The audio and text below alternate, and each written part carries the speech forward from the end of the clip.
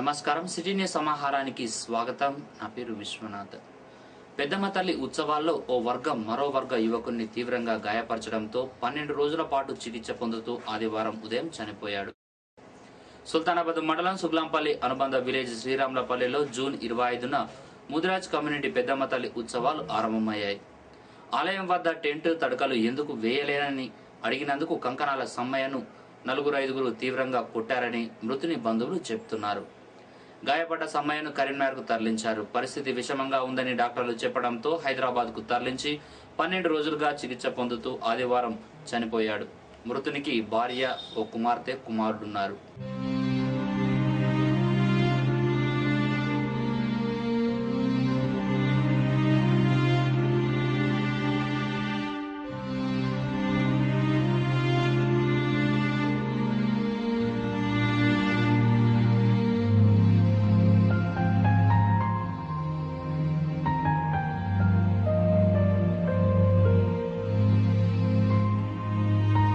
కొలుపు అయితే వీళ్ళు ఏం చేసినట్టే పెద్ద మనుషులు ఏమంటే టెంట్ ఏదో తడకలేవరా అని చెప్పేసి కొంచెం పెద్ద మనిషి కొట్టినాడు.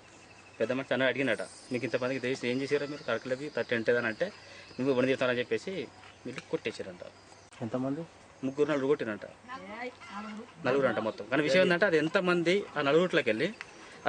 సుల్తానాబాద్ మండలం బొంతకుంటపల్లిలో వర్షాలు కురవాలంటూ కప్పతల్లి ఆట ఆడారు. కప్పతల్లి కడుపు నిండే, ఈగతల్లి ఇల్లు నిండే అంటూ పాటలు పాడుతూ ఇంటింటికి తిరిగి కప్పపై ఆట ఆడే వారిపై నీళ్లు పోశారు.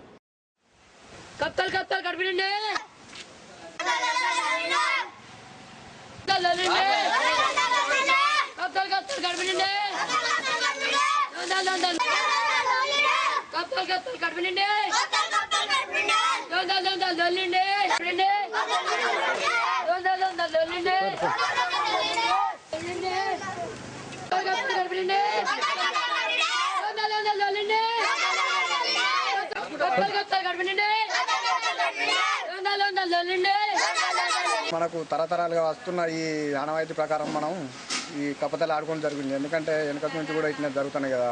సరే, మన నమ్మకం ప్రకారం ఇలా వర్షాలు కొడతలేవు.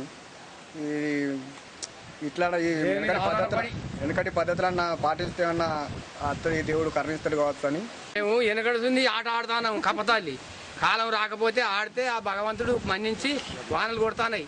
ఇప్పుడు కూడా గట్లే పాటించి ఆడతామని ఆడుతున్నాం. సుల్తానాబాద్ మండలం నర్సేపల్లిలో ముదిరాజ్ కమ్యూనిటీ ఆరాధ్యమైన పెద్దమ్మ తల్లి ఉత్సవాలు అంగరంగ వైభవంగా జరుపుకున్నారు.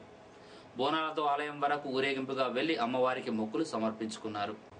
ఇవి బులెటిన్ విశేషాలు. మరో బులెటిన్లో మళ్ళీ కలుసుకుందాం. నమస్కారం.